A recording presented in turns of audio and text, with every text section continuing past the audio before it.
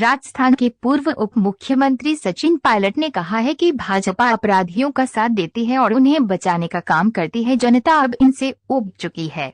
संभल के एचोड़ा कम्बोह श्रीकल धाम पहुंचे राजस्थान के पूर्व उप मुख्यमंत्री सचिन पायलट ने बीजेपी सरकार को आड़े हाथों लेते हुए कहा कि बीजेपी सिर्फ धर्म की राजनीति करती है। बीजेपी यूपी का विभाजन और ध्रुवीकरण करने पर लगी है। लोगों को कैसे बांटा जाए, ये काम सिर्फ बीजेपी करती है। यूपी चुनाव में भाजपा का जाना तय है और कांग्रेस जिस तरह से मेहनत कर रही है उससे साफ दर्शाता है कि बीजेपी के बाद सिर्फ कांग्रेस विकल्प है। उन्होंने और कुछ क्या कहा है, देखिए इस रिपोर्ट में।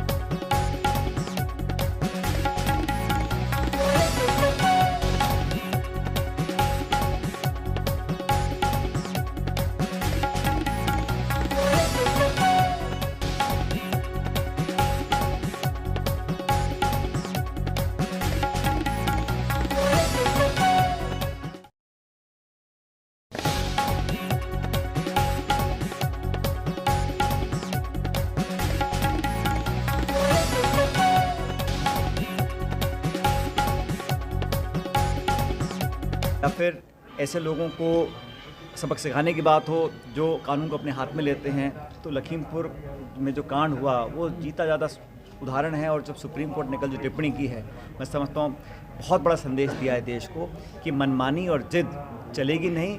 संविधान कानून सबके लिए बराबर है और कोई व्यक्ति बड़े पद पर बैठकर कानून से खिलवाड़ करे, ये किसी को एक्सेप्टेबल नहीं होगा। ऐसे नाना प्रकार के उदाहरण सामने हैं, लेकिन मुझे लगता है कि यूपी की सरकार जो है अब वापस उसी धरा पर आ गई है। कैसे विभाजन हो, ध्रुवीकरण हो, कैसे लोगों को आपस में बांटा जाए, क्योंकि विकास की, खेत की, बीज की, बिजली की, पानी की, नौकरी की, स्कूल की, अस्पताल की बातें करते नहीं हैं। बात मुख्यमंत्री महोदय भी वही करते हैं, धर्म की बात करते हैं और भाषण उस प्रकार देते हैं कि लोगों के अंदर वो हीन भावना दोबारा पैदा हो। लेकिन नौजवान समझ चुके हैं, किसान समझ चुके हैं और आने वाले चुनाव में भाजपा की सरकार जाना तय है। कांग्रेस पार्टी ने बेहतर तैयारियां की हैं। जो जन सैलाब उमड़ा है गोरखपुर में, बनारस में, प्रियंका जी की रैलियों में, मैं समझता हूँ अपने आप को दर्शाता है कि भाजपा अगर हटती है तो बेहतर विकल्प कौन प्रस्तुत कर रहा है।